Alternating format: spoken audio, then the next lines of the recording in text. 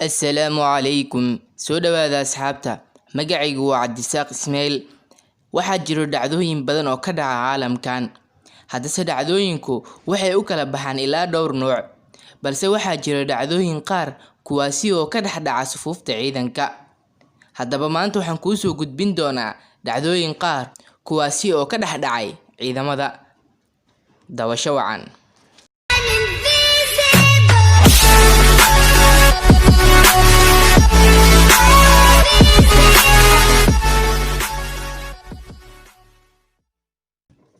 Halkan waa dalka Iran. Xilli lagu jiray bandhig ama dhoolatus military ayaa waxaa dhacay arrin qariib ah. Dhoolatuska xilliga ayaa ahaa in la jabiyo dhagax aad u adag, balse dhowr isku day oo ay askartu isku dayeen waa ay jabin waayeen. Arrintan oo la yaab ku noqotay askartii oo idil.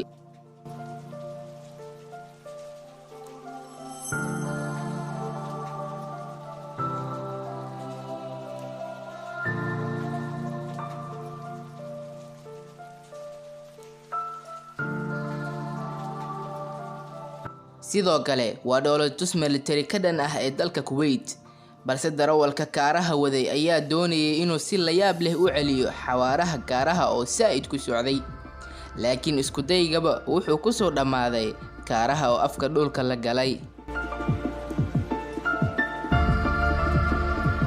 Mararka darawaladu lagu tilmaamo inay yihiin kuwa xariif ku ah darawalnimada ama loo sheego inay yihiin darawalo dhammaystiran ayaa waxaa ka dhaca dhacdooyinkaasoo mararka qaar ku noqon kara kuwa ay kala kulmaan canaan. Haddaba daawo kilibkan. Darawalkan kaxaynaya kaaraha ayaa isku dayay inuu si xawaare leh ku saaro gaariga, balse kaarihii ayaa godoomay. Mana la xisaabi karo dhacdooyinka noocan camal ee ka dhaca caalamka. Haddase waxaan ognahay in halkii kaaro uu qiimihiisu ka badan yahay dhowr milyan oo dollar. Waatan isla dhacdadii aan hadda soo sheegnay oo kale. Wuxuu qayb ka ahaa dhoolatus, balse waxaa ku dhacday isla dhacdadii hadda aan soo sheegnay. Askarigu wuxuu hilmaamay inuu ridayo madfac, isagoo loo baahnaa inuu bartiisa istaago ayaa waxaa ku dhacday arrin qariib ah. Markii uu bilaabay inuu madfac rido ayaa waxaa ku dhacday in si toos ah ugu cararo gadaal.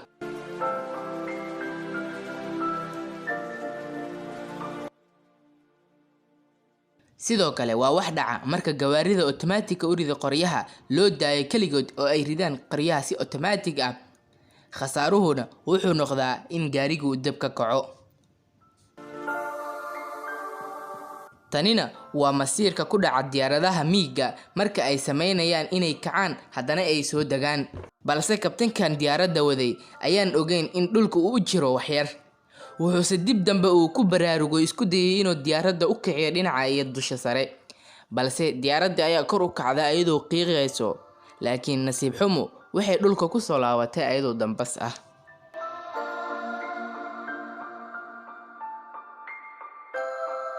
Ridida madaaficda ayaa ah mid aad looga baqo, balse mararka qaar waxaa dhaca arrimo khatar ah.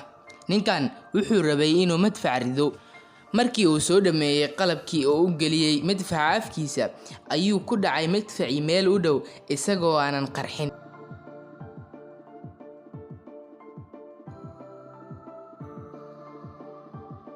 Balse waxay sababi kartaa inay ku waxyeeloobaan dhammaan ciidamada.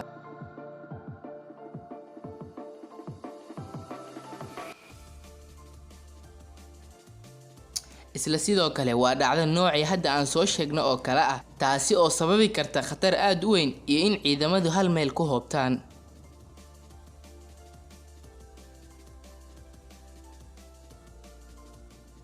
Sidoo kale askarigan ayaa rabay inuu rido qoriga noociisu yahay ama loo yaqaano zabanka, balse markii uu riday waxa uu ku dhacay meel u dhow, isaga oo taasi khatar ku noqon karta asaga iyo askarta ku jirtayba difaaca.